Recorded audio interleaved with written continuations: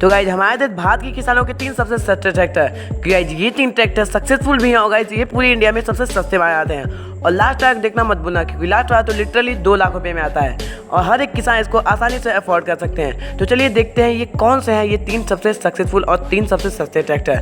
First यहाँ पे आता है महिंद्रा 265, जिसमें आप लोग को 3 सिलेंडर 35 HP का ये ट्रैक्टर है, जो कि आप लोग को 4,80,000 रुपये में आसानी से मिल जाएगा।